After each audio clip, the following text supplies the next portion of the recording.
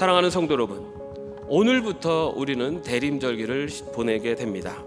이 대림절은 빛으로 오신 예수님을 기다리는 절기입니다.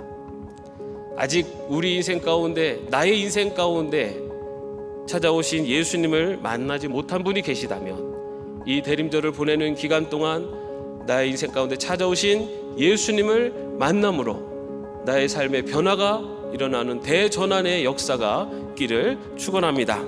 바울은 자신의 인생의 빛으로 찾아오신 예수 그리스도, 그 예수 그리스도를 보물이라고 고백을 합니다. 그러면서 7절에 보면 이 보물을 질그릇에 간직하고 있습니다 라고 고백을 합니다. 그런데 바울은요, 하나님께서 이런 연약한 질그릇 같은 우리들 안에 보물을 주셨다라고 이야기하고 있습니다.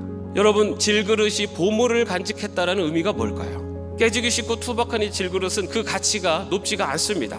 그러나 보물을 간직한 질그릇은 다릅니다.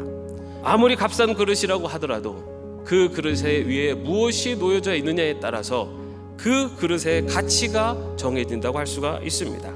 나를 구원하시기 위해서 이 땅에 오신 예수 그리스도, 나의 죄를 대신 지시고 십자가에 달려 죽으신 예수 그리스도, 다시 오실 예수 그리스도, 바로 그 예수 그리스도가 가장 소중한 보물로 간직하며 살아갈 수 있는 저와 여러분 되시기를 바랍니다. 이처럼 바울은요, 우리가 연약하고 깨지기 쉬운 질그릇이지만 그 안에 예수 그리스도 보물을 간직하고 있다라고 고백을 합니다. 그러면서 이어서 그 보물을 간직한 사람들의 삶의 모습이 어떠한지에 대해서 이야기를 합니다. 우리 8절과 9절 말씀을 한번 같이 읽어보겠습니다. 우리는 사방으로 죄어들어도 움츠러들지 않으며 답답한 일을 당해도 낙심하지 않으며 박해를 당해도 버림받지 않으며 거꾸로뜨림을 당해도 망하지 않습니다. 질그릇 같은 우리 안에 예수 그리스도라고 하는 보물을 간직하며 살아가는 자의 삶이 바로 이러한 모습이라고 고백을 합니다.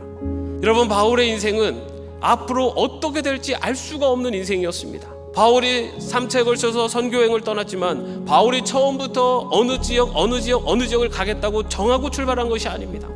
그곳에 가서 그곳에서 핍박을 받고 고통을 당하면 또 다른 지역으로 가야 됐고, 그곳에서 복음을 전할 수 있는 기회가 되면 그곳에서 복음을 전하며 그 복음을 확장시켰고, 또 핍박을 받으면 또 다른 곳으로 도망가야 했고, 그리고 때로는 가고 싶은 곳 목표 지점을 정했지만 하나님께서 그곳을 막으셔서 다른 곳으로 가야 했고, 바울이 얼마나 답답한 상황에서 그리고 얼마나 큰 고통을 받았는지 고린도후서 11장 23절에서 27절 말씀에 고백을 합니다.